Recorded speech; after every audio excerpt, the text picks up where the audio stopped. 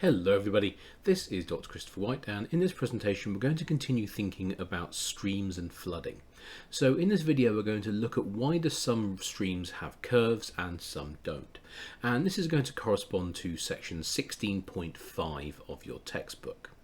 So when we look at rivers we can see that they broadly fall into three groups. So the first group of rivers that we see are the braided rivers. Now, braided rivers consist of a network of smaller channels which run parallel to each other. And as you can see in this diagram, these smaller channels will cut over the top of each other, so they'll all interweave. And it creates this rather complex pattern where we have multiple channels all interacting with each other, and within the main channel itself, which is this area marked out here in blue, you can see we not only have these smaller channels, but we also have these isolated islands within the main channel. Now what you'll notice though is that this main channel is on the whole relatively straight. It doesn't really curve that much. Now where do we get braided river networks forming? Well, braided river networks are often associated with environments where we have a steep gradient and lots of sediment. And so the most common place to find braided river networks is mountainous terrain, because the gradient is quite steep and the high rates of erosion in those environments create a substantial amount of sediment, which is then transported by the braided rivers. So the next type of river that we see is referred to as a low sinuosity river. So most low sinuosity rivers are a single channel, and they will often have large, gentle curves to them. Now, this type of river is often not a persistent type of river, so to speak. It will often, over time, evolve into the next type of river, which is a meandering river.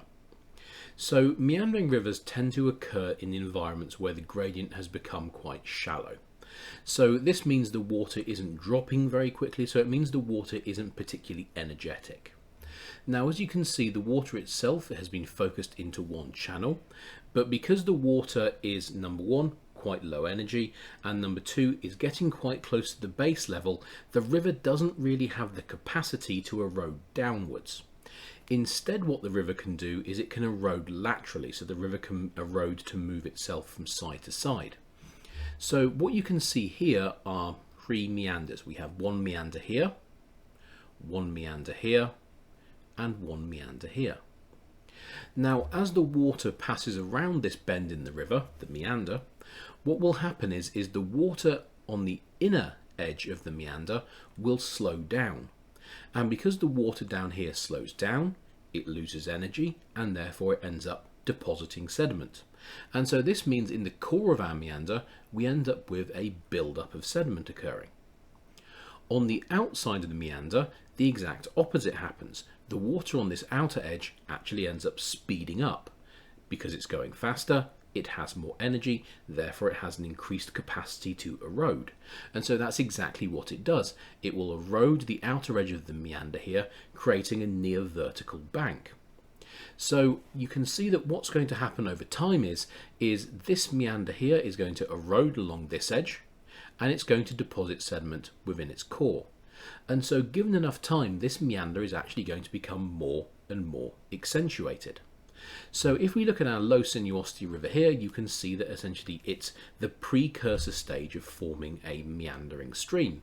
So in this case, we have ourselves a big, broad curve. Now, over time, just like a meander, what's going to happen is we're going to have the water moving slightly more slowly along this inner edge of the curve. So we're going to get sediment being deposited here. But along the outer edge of our curve, we're going to have erosion because the water is going to be moving slightly quicker. And so over time, what we're going to see is we're going to see our low sinuosity stream is steadily going to transition into a meandering stream. So let's look at a couple real world examples of braided and meandering river systems. So on the left here, you can see we have a braided river system. So the channel itself is running from north to south. And you can see the main channel is coming through approximately like so. But you'll also notice there are several other channels which are running parallel to the main channel. And each of these bodies here essentially represents an isolated island. It's referred to as a braid bar. So in this diagram here, this is the diagram, this is the braid bar here in grey. And this is what they look like in real life. You can actually see some of them can be very, very large, and some of them can be very, very small. But on the whole, what we have is a situation where we have several channels all running parallel with each other, all cutting over the top of each other. But when you look at them as a group, the actual river system you end up with is on the whole relatively straight. So that's our braided river system.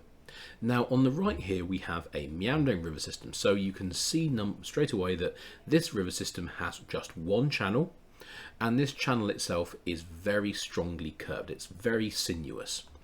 And if you remember, each one of these curves in our channel is a meander.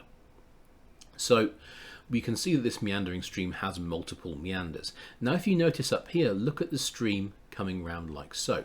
This would be a low sinuosity portion of the river. You can see the meanders themselves aren't particularly accentuated. We have a single channel and we can see a very gentle curve.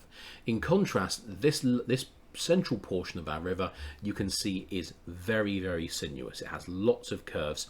So what we're looking at is a mature meandering system.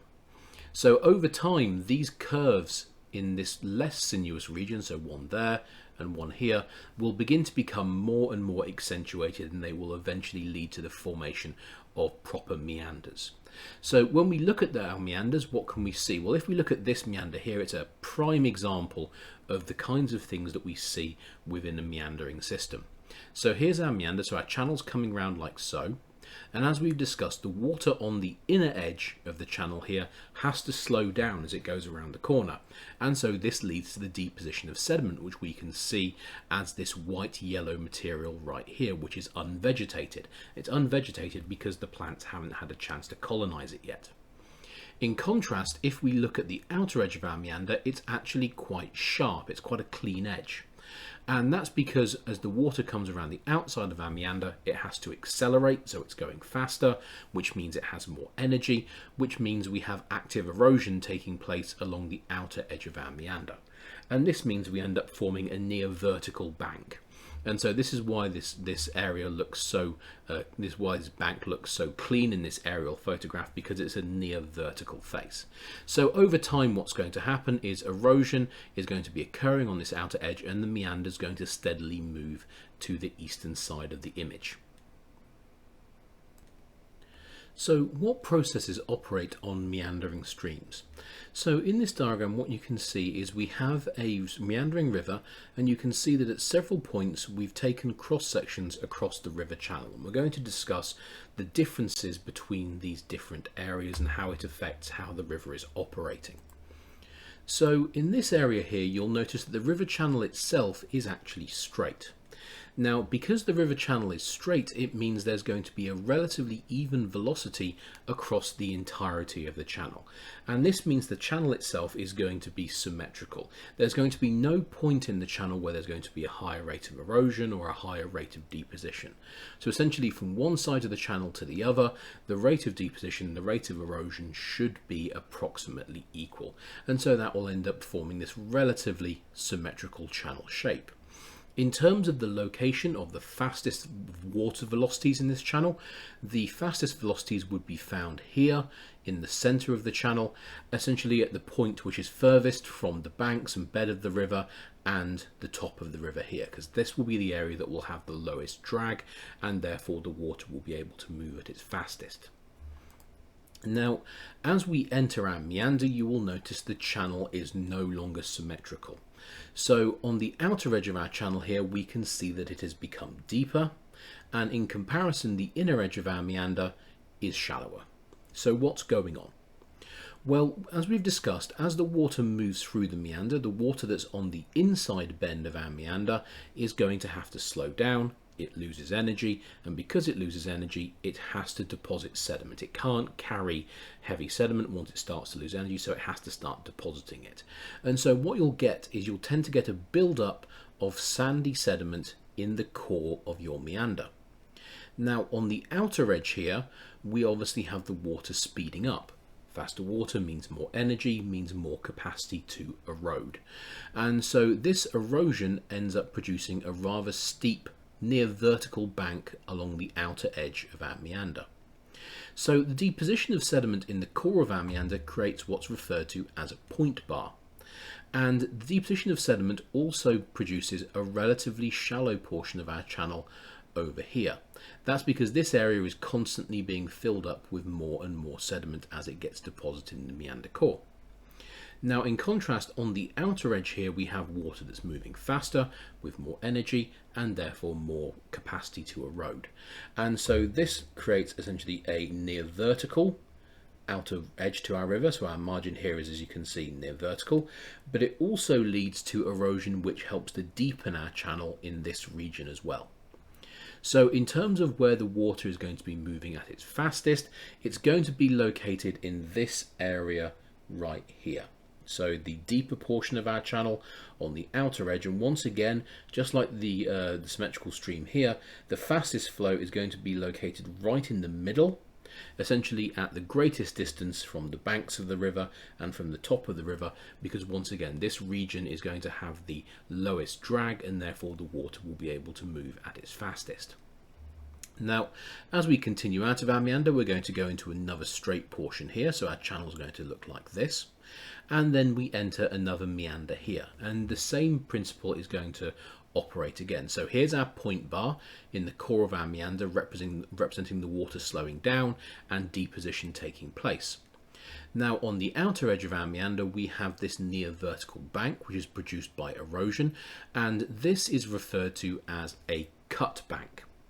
So we have a point bar in the core of our meander where sediment's being deposited, and we have a cut bank on the outside of our meander where sediment is being eroded. So as we exit our meander, we come back into a straight portion of the channel, and you will see that we have returned to a symmetrical channel where rates of deposition and erosion and velocity will be relatively constant across the entire width of the channel. So the final question then becomes is, how do meanders form and move? So initially our river is going to start off as a relatively low sinuosity channel. So what you'll notice is on the whole this channel is relatively straight, but that doesn't mean the flow of water in the channel is going to be perfectly homogeneous. As we can see in this instance, we have a channel which does have some sinuosity to it, and so this means the water is following these black lines here. Now, even though there's no real meander there, the water will be varying in speed. We've discussed how on the inner edge of this bend, the water is going to be moving slightly more slowly, and so it's more likely to deposit sediment. On the outer edge of this bend here, we can see the water is going to be moving faster, and so we are going to start getting erosion occurring along the outer edge here. So over time what's going to happen is the erosion on the outer edge is going to start accentuating the curve. At the same time, we have deposition on the inside here, which starts to fill in this region here with sandy sediment. So this is our point bar. So you'll notice by the time we're at stage 2, essentially the difference in the velocity has become more and more accentuated over time, and this has led to the meander becoming more pronounced. So over time, once the meander has formed and it's completely there, we will begin to see an even greater disparity at the speed at which the water is moving. So at this point, the water on the inside of this curve is moving only marginally more slowly than the water on the outside. By this point, we're going to have a noticeable difference in velocities. And so we're going to have the water on the inside moving much more slowly compared to the water on the outside. And so this means, once again, the meander is going to get steadily more accentuated, and as it gets more accentuated, the difference between the velocities becomes even stronger. So once we're at stage 3, the water moving on the inside of our meander is moving very slowly, whereas the water on the outside of our meander is, comparatively speaking, moving very quickly. And so this means the ability to erode is getting even greater along the outer edge of our meander here, but the rate of deposition is also getting higher in the meander core because the water is moving more slowly. So over time, what you're going to see is you're going to see our meander is going to become even more accentuated, and that's because you will notice that over time the region that's being eroded on the outer edge here is steadily getting larger and larger, and by this point it's gotten even larger, and you'll see erosion is taking place along this entire margin here. And so you'll notice how that the meander is becoming more and more horseshoe shaped due to this expansion of the region which is being actively eroded. You'll also notice that the point bar is becoming more and more sizable in the core of our meander here. So one of the things you should notice by this point is that the diameter, the width of our river, isn't actually increasing. So even though we have erosion on the outer edge of our meander, which is taking our river towards the right hand side of the image, you'll notice that as it moves this way, on the left hand side of the river, new sediment is being deposited, so new material is being deposited, and this means the channel doesn't actually continue getting wider because we have new space being made on this side and old space being filled on this side. Now over time, what's going to happen is the meander here and the meander here are also going to continue eroding away their bank. So we have active erosion here and active erosion here, and it's this point right here and this point right here which we're most interested in, because over time what's going to happen is the erosion here and erosion here is going to steadily move these two meanders closer to each other, and we're going to end up with a situation like we have here. And so what we have is the channel coming round and the channel coming back round here, and you can see they're separated by only a very, very small area there. That's the only thing keeping them apart. And so what's going to happen is over time this material is going to get eroded away, and so the river channel will simply be able to carry on through in a near straight line. Now the meander here is still going to be part of the river system, but most of the flow is just going to continue straight across, and there'll be less water travelling around our meander. So this portion is referred to as a cut-off meander because the neck of the meander has been cut, and so the water is simply just going to flow along like so. There will be some water coming around the meander, but nowhere near as much anymore. Now, because the rate at which the water is moving through the meander slows down, it means the water here is of a lower energy, and so this means that sediment begins to build up here at the neck of our meander. And so over time what's going to happen is the neck of our meander is going to silt up, and our meander is going to become isolated from the main channel. And when this happens, our meander is referred to as an oxbow lake. And you'll notice, so here we go, here we have a low sinuosity channel now, but once again you can see this low sinuosity channel is not straight. There is a gentle curve there, and this gentle curve will over time become more accentuated, and it will end up forming a new meander. Alright, thank you for watching everybody, and have a good day.